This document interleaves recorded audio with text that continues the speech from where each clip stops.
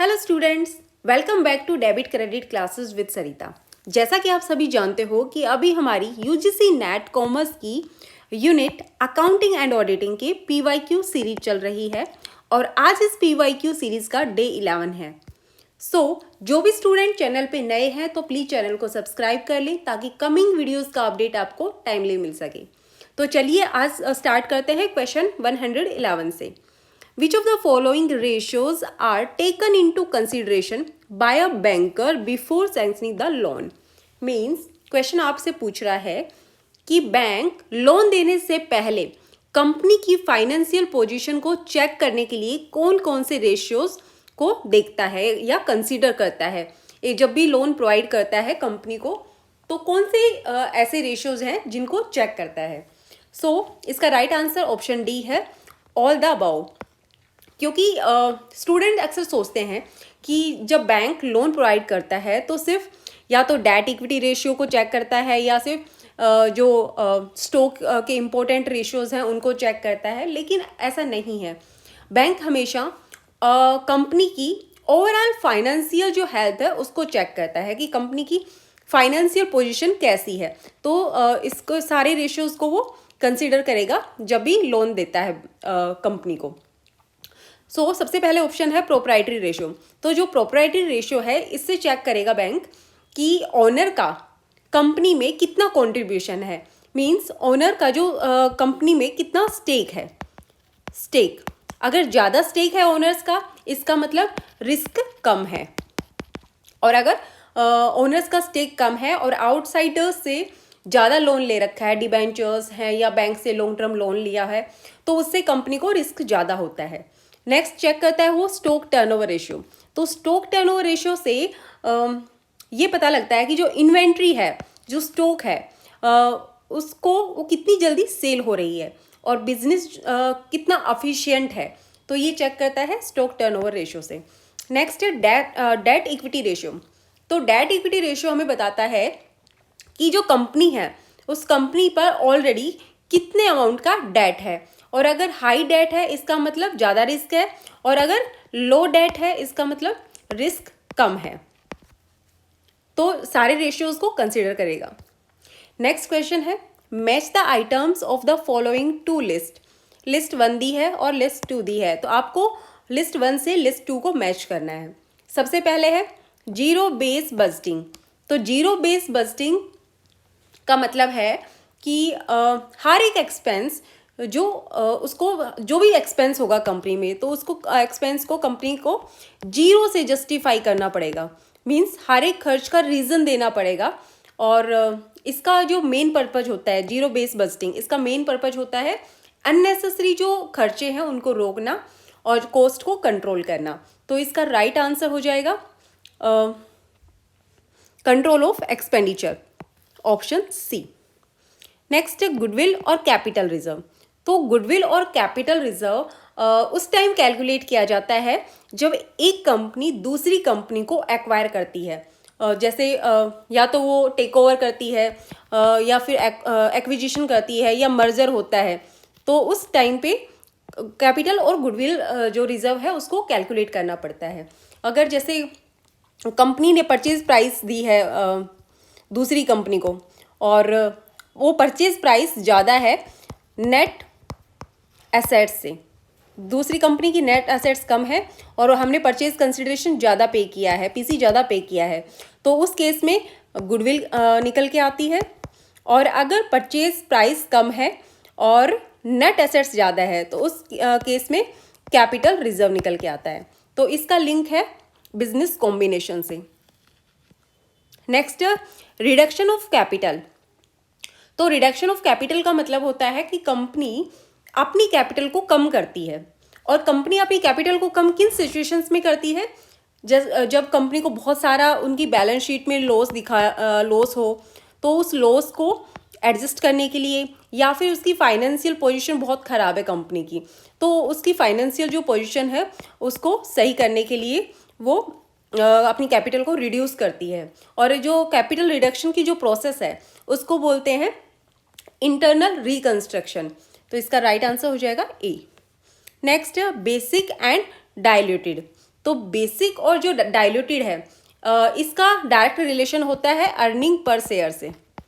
जो कंपनी की earning per share है ईपीएस, बेसिक ईपीएस और डाइल्यूटेड ईपीएस, तो इसका राइट ऑप्शन है बी।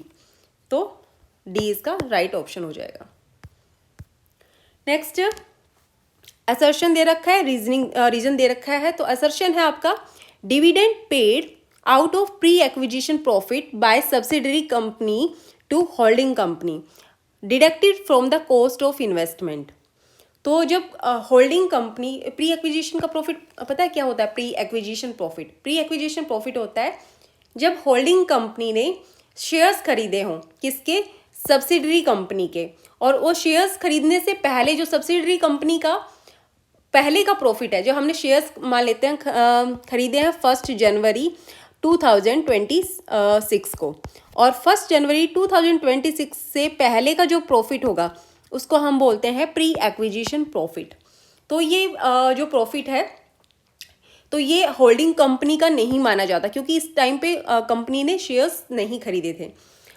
तो इसे हम जो कंपनी की कॉस्ट है उस कॉस्ट ऑफ इन्वेस्टमेंट से डिडक्ट कर देंगे। तो ये बिल्कुल सही है आपका।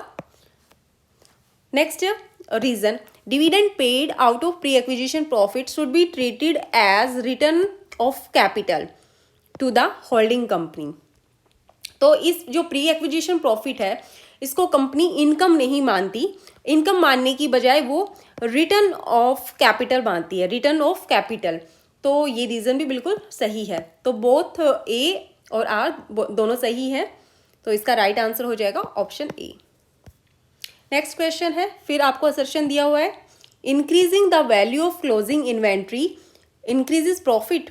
मीन्स अगर किसी कंपनी का क्लोजिंग जो इन्वेंट्री है वो अगर बढ़ जाए तो उससे क्या प्रॉफिट भी इंक्रीज होगा?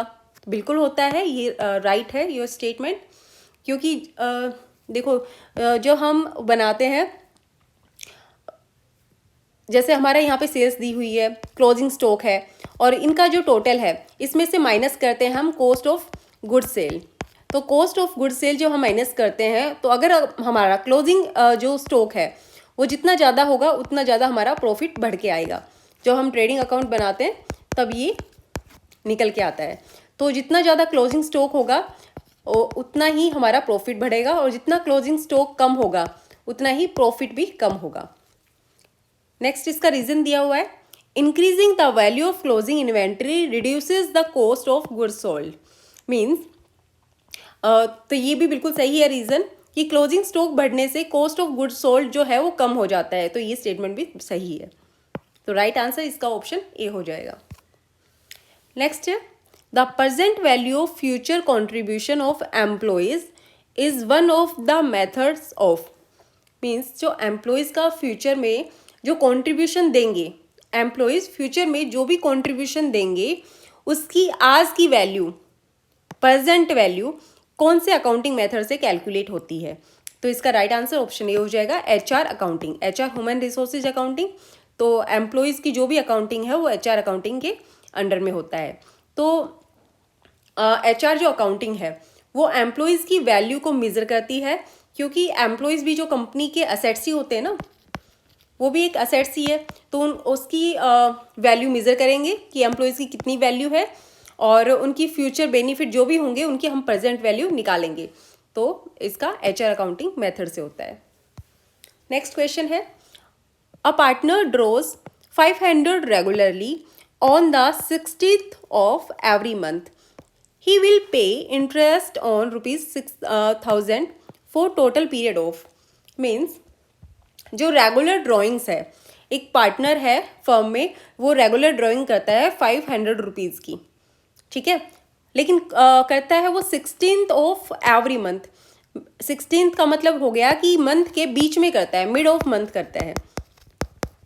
तो मिड ऑफ मंथ में जब भी ड्राइंग करेंगे कोई पार्टनर रेगुलर बेसिस पे, तो उसका एवरेज पीरियड लिया जाएगा 6 मंथ्स। हमने पार्टनरशिप अकाउंट्स में पढ़ा था ना 12th क्लास में, कि जब भी कोई पार्टनर है वो अगर मिड ऑफ मंथ में ड्राइंग करता है तो उसमें हम 6 मंथ्स लेते हैं ऑन एन एवरेज, और अगर ड्राइंग मंथ के बिगिनिंग में की जाती है तो हम एवरेज पीरियड 6.5 मंथ्स लेते हैं। 6.5 महीने, और अगर ड्राइंग एंड ऑफ मंथ होगी तो हम लेंगे 5.5 महीने। नेक्स्ट क्वेश्चन है, subsequent expenditures that extend the useful life, improve quality of output or reduce operating cost of an existing assets beyond original estimated levels are। means जब company जो assets खरीदने के बाद जो एक्स्ट्रा खर्च करती है, एक्स्ट्रा खर्च करेंगी बाद में सब्सिक्वेंट एक्सपेंडिचर, तो अगर वो एक्सपेंडिचर उस एसेट्स की यूजफुल लाइफ इंक्रीज कर दे, एक्सटेंड कर दे, या फिर क्वालिटी जो आउटपुट निकाल रही है वो मशीन, उस मशीन की आउटपुट क्वालिटी को इम्प्रूव कर दे, तो ये फ्यूचर बेनिफिट बढ़ा रही है एक्चुअली। तो जब जैसे कोई छोटा मोटा एक्सपेंडिचर होता है तो उसको हम रिवेन्यू एक्सपेंडिचर मान लेते हैं, लेकिन अगर किसी फिक्स्ड एसेट्स की जो यूजफुल लाइफ ही बढ़ जाए तो ऐसे एक्सपेंडिचर को हम कैपिटल एक्सपेंडिचर मानते हैं, कैपिटल नेचर का।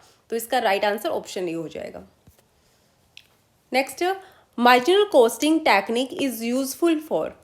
जो मार्जिनल कॉस्टिंग टेक्निक है वो कहाँ कहाँ यूज होती है, इनमें से कहाँ यूज होगी? तो मार्जिनल कॉस्टिंग जो टेक्निक है वो सिर्फ मेक और बाय डिसीजन या प्रॉफिट प्लानिंग या शट डाउन डिसीजंस ही नहीं करती, बल्कि इसके अलावा और भी बहुत सारे डिसीजन मेकिंग में ये हेल्पफुल होती है। काफ़ी हेल्पफुल मल्टीपल डिसीजंस में इसका यूज होता है मार्जिनल कॉस्टिंग का। तो इसका ऑप्शन डी हो जाएगा, all the above. Next question आपका, the debt equity ratio of a company is 2:1, match the following. Means company का आपको डेट इक्विटी रेशियो दिया हुआ है 2:1 का, तो आपको बताना है कि जो ये लिस्ट 1 है लिस्ट 2 से मैच करना है कि कैसे। अगर हम इशू शेयर्स करेंगे, इशू ऑफ इक्विटी शेयर्स करेंगे, तो उससे क्या डेट इक्विटी रेशियो पे क्या फ़र्क पड़ेगा? वो 2:1 ही रहेगा या कुछ इंक्रीज होगा या फिर डिक्रीज होगा? तो आपको ये बताना है। तो डेट इक्विटी रेशियो का जो फॉर्मूला होता है वो होता है डेट डिवाइडेड बाय इक्विटी। ठीक है, तो फर्स्ट है इशू ऑफ इक्विटी शेयर्स। अगर हम शेयर्स को इशू करते हैं, इक्विटी शेयर्स को, तो यहाँ पे इंक्रीज हो जाएगा डिनोमिनेटर में, तो उससे क्या होगा? उससे हमारा जो रेशियो है वो रिड्यूस हो जाएगा, तो रिड्यूस द रेशियो। तो इसका मैच है 2। नेक्स्ट है cash receive from debtors. Debtors से कैश रिसीव हुआ है, तो डेटर्स से कैश रिसीव हुआ है तो उससे हमारे ना तो डेट पे कुछ फर्क पड़ा और ना ही इक्विटी पे, तो नो इफेक्ट।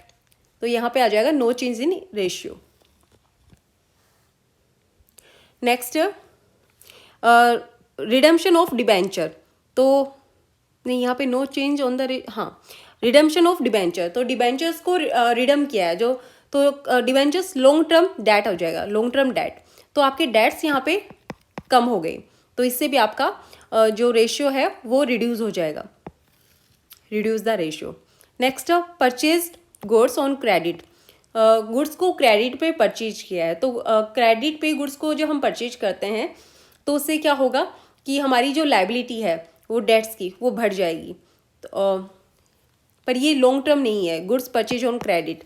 इससे तो आपका सिर्फ आपके क्रेडिटर्स बढ़ेंगे, तो क्रेडिटर्स बढ़ेंगे, तो क्रेडिटर्स बढ़ने से ना तो आपके डेट्स बढ़े ना ही इक्विटी, क्योंकि यहाँ पे जो डेट है ये लॉन्ग टर्म डेट्स आते हैं, तो यहाँ पे भी नो इफेक्ट आएगा, नो चेंज ऑन रेशियो। तो इसका राइट आंसर ऑप्शन सी हो जाएगा। सो आज के लिए इतना ही, बाकी हम नेक्स्ट क्लास में कंटिन्यू करेंगे। और जिसने अभी तक चैनल को सब्सक्राइब नहीं किया प्लीज़ चैनल को सब्सक्राइब कर लें, और अगर वीडियो हेल्पफुल लगी है तो लाइक ज़रूर करें। चलिए मिलते हैं नेक्स्ट क्लास में। Thank you so much.